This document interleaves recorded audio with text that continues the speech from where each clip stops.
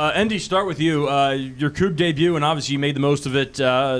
16 or 12 points, a couple of really, really big blocks. Just kind of what was that feeling like, kind of getting back out there after missing the first couple games? It felt great. My teammates and my coaches, they had my back. Coming in, I had a little issue coming into. That's why I missed those first 2 games. So it felt good to be out there again. Yeah. And LeJuan, for you, another double-double. Obviously, we see you kind of doing just a little bit of everything. I think Coach Riley called you a walking triple-double the other night. Coming out of that half, it seemed like you and Nate really paced the offense. What was kind of the message to you guys at the break? Really at halftime, Coach just talked to us about executing what we had wrote on the board. And I don't think we did that first half, but second half we came with a chip on our shoulder. Coach Riley gave us a lot of energy. LeJuan, tell us about the dunk off of the Dane miss off the backboard in transition. Oh, yeah. How did that one kind of unfold for you?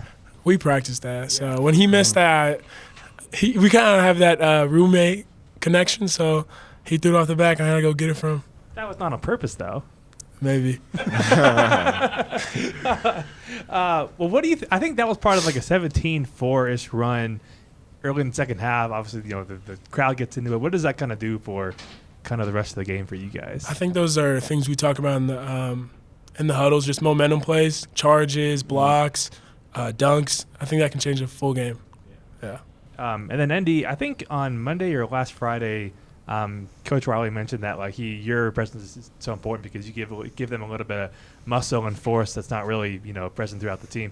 How important to you how important is it for you to play that role, and how do you kind of fit into that idea? I think it's really important. I mean, this summer I took that role and I try to implement that in my game and try to bring some effort into the team by just being that muscle guy and for our team. So yeah, I think it's very important for me to embrace that role.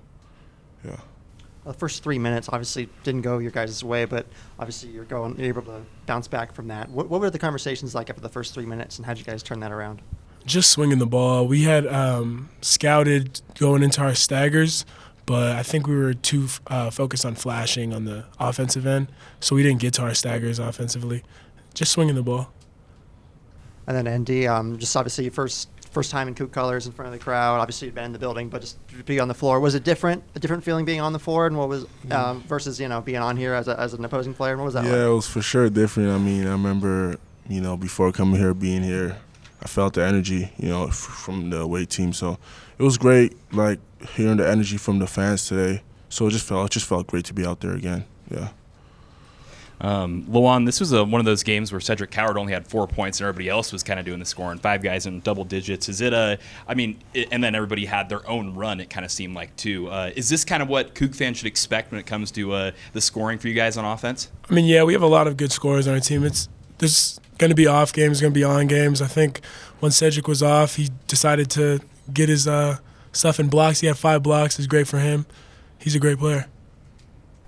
The other one I was going to ask to ND, I think you had a steal and a block, and kind of talking about the defense. You guys really clamped down in the second half. What changed in the second half, maybe? I feel like we were just motivated because we came out slow. We always want to start the game, with energy, and we always want to impose our energy on defensively. So we were just motivated because of how slow we started. So yeah. I guess kind of going off that, this is another 90-plus point game for you guys, but the difference maker really was the defense and just being able to hold Idaho to 67 versus these higher scoring numbers. Was that a focus this week? Do you go into practice kind of with that mindset, and is Riley kind of getting on you guys about that? Yeah, I mean, he always tells us, we're great offensively, but we got to show, everyone else that we're good defensively as well. So we always have that at the back of our minds, trying to show the world that we can defend. So, yeah. And LeJuan, for you, I guess this isn't your first time seeing the Vandals, but the first time in the Cougar logo. Does it feel any different, or we sort of have a different type of rivalry, I guess, with them? But what does it feel like kind of getting to play them just in a different color? I think it was a more rivalry at Eastern Washington because we didn't see them as much, but now I feel like I see these guys just anywhere in Moscow. So, I mean, it was cool. I got to talk to them a little bit and how their spring and summer went over there. Yeah. For either one of you, kind of just to follow up on Noah's question about Sud only having 4 points. You guys had 52 points in the second half. He didn't attempt a shot. What does that say about the balanced scoring, that it doesn't just have to come from one or two guys every night? I think we just try to play to our advantages. Cedric's our star, so they kind of defend him hard. So that gives us the better advantages. I had a smaller guy on me, so I just try to attack him, and we had Ethan out there with Mims attacking him.